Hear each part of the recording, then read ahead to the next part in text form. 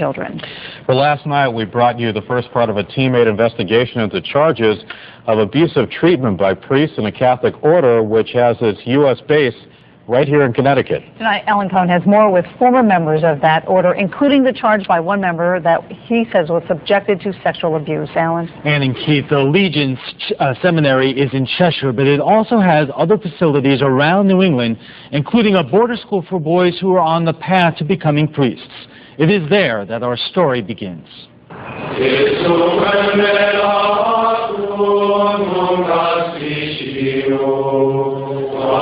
joined when I was 11. It was a good education, but the impact it had was trying to make me mature faster than was possible. Jacob Beckley says he left the Cheshire Seminary angry and lost 5 years later at age 16, 2 years after he claims he was abused by a Legion priest at a facility run by the order outside Connecticut. In what way? Sexually.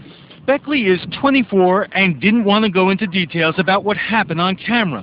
He did tell us how his experience in the Legion affected him. I've seen a lot of psychologists and psychiatrists about this issue and about dealing with that specific problem in my life. When we asked about Beckley's allegations, the Legion's father, Owen Kern, said they have just learned of them. What response does the father have to these allegations? The father has denied them categorically. He has never abused anybody. And he welcomes any investigation. He's willing to do whatever it is so that the facts will be known. And he is really sorry for Jacob. He is praying for him. Father Owen Kern says the Legion has started its own investigation and has removed the alleged abuser from his position. The Legion has informed authorities of the allegations, and prosecutors tell us a criminal probe is underway. For that reason, we've agreed not to name the priest. No other former legionaries we talked to say they were sexually molested, but their stories detail other forms of abusive treatment. This former Legion member doesn't want to be identified on camera, but listen to what he says took place during confession while in Dublin, Ireland in 1982.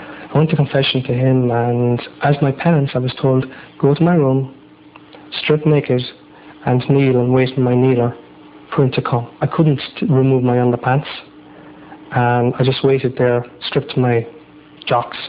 Then the priest came in, and I said, do I have to strip the whole way? And I was about to, and he said, that's okay. After about a minute standing there looking at me, and he says, you can get dressed now. I think it was a rather unusual and extreme penance.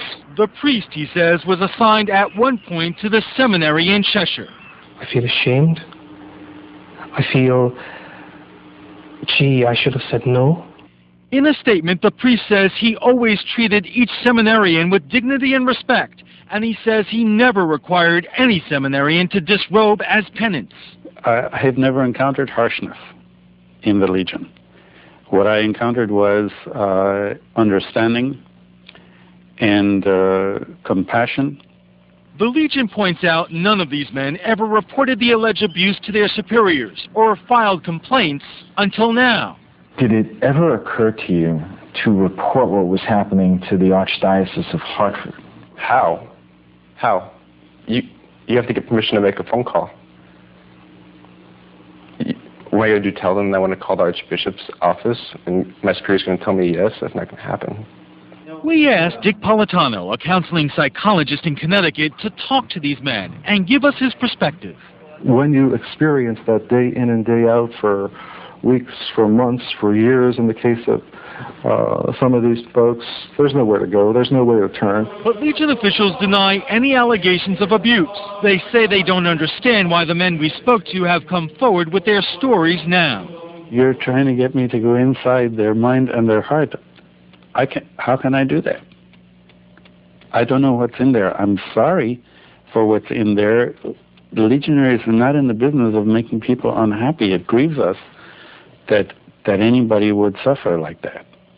Jacob Beckley says he is trying to get on with the rest of his life, trying to recover from his experience with the Legionaries of Christ.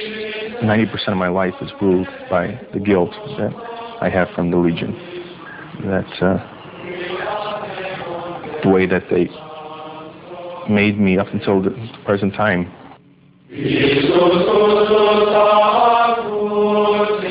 After our first story last night, the Legionaries wrote